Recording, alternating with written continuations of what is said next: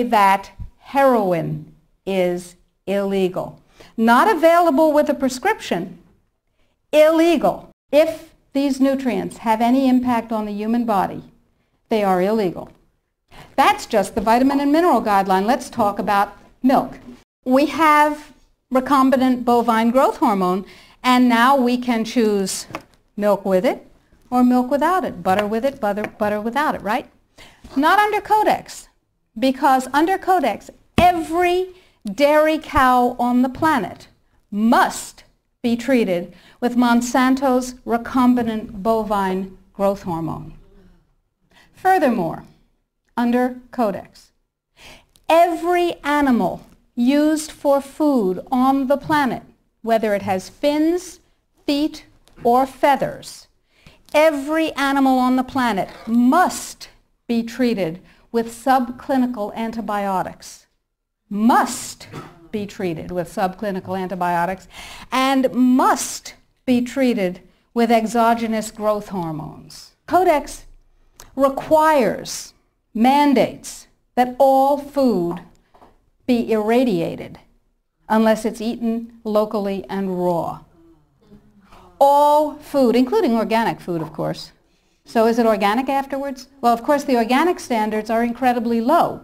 The organic standards allow a farmer to use veterinary drugs, including growth hormones, antibiotics, etc., on animals, and then at his whim reclassify them as organic. But farmers are our friends, and they would never do that, right?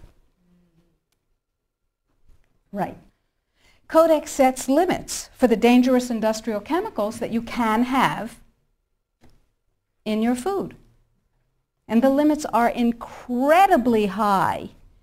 Go to Codex Alimentarious, do a Google search, and look, there are drop-down menus at the top of the official Codex page. Look at the toxins and the veterinary chemicals and the levels that are set. They are terrifying to me. Terrifying. The names of the chemicals that are permitted and the amounts of the chemicals that are permitted are terrifying to me. Why am I terrified? Well, perhaps I'm just a cowardly person. It's possible. Think about this. In 2001, 176 countries, including the United States, got together and they said there are 12 really bad organic chemicals. They're called POPs, persistent organic pollutants. There are a lot of them, but there are 12 that are so bad that nobody could disagree that those 12 POPs had to be banned worldwide. 9 of the 12 worst organic chemicals known are pesticides, not surprisingly, because they kill things. And of course, we have many processes and enzyme systems that are very much like insects and other pests, so they're not too good for us. But Codex has different ideas. Codex has brought back seven of the 9 forbidden POPs that 176 countries banned worldwide. Dieldrin, aldrin, hexachlorobenzene. And the food that is imported from other countries that contains these substances cannot be stopped at our borders, because otherwise it would be, God forbid, a trade violation. That's how Codex works. Codex, according to the World Trade Organization and the Food and Agriculture Organization joint projections. Now, I didn't make this up. Please, if you unfastened your intellectual seat belts, put them back on again. If you do the numbers in the WHO-FAO projections, the epidemiological projections, they estimate, not I, because what do I know? They estimate, they're the experts, that just the vitamin and mineral guideline alone, when it goes into global implementation on December 31st, 2009, will result in a minimum of 3 billion, that's B, bad, big, billion deaths. 1 billion through simple starvation. Those folks who die are not particularly economically successful from the point of view of the corporations. When you're starving to death, how much good can you do when the issue is how much can you buy? Not a lot. Forget them. But the next 2 billion, they will die from the preventable diseases of undernutrition. Cancer, the single most profitable condition ever known to humankind. Cardiovascular disease, a good second. Diabetes, pretty good producer. And a whole host of other preventable diseases.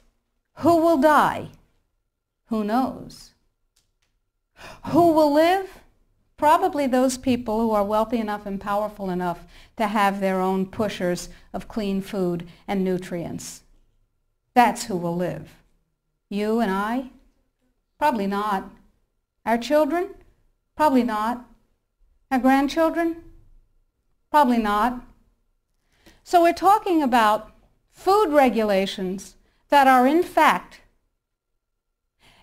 the legalization of mandated toxicity and undernutrition. It will be illegal if there's a famine in, wherever there's a famine, to ship high nutrient density biscuits to that country, and it will be illegal to distribute them.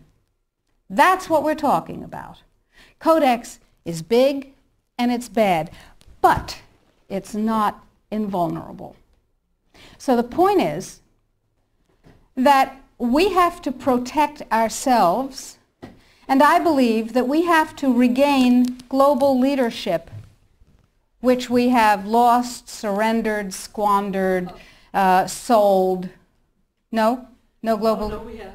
We have sold. Just joining the World Trade Organization surrendered our sovereignty. However, parenthetically, I have a team of constitutional lawyers looking at the following question. Are we members of the WTO? Because if you remember from high school civics, the way you get a treaty to be a real treaty is to have it ratified by a 2/3 majority of the Senate. And the way we got into the WTO was they passed a law allowing Bill Clinton to fast-track us into the WTO. That's not a treaty.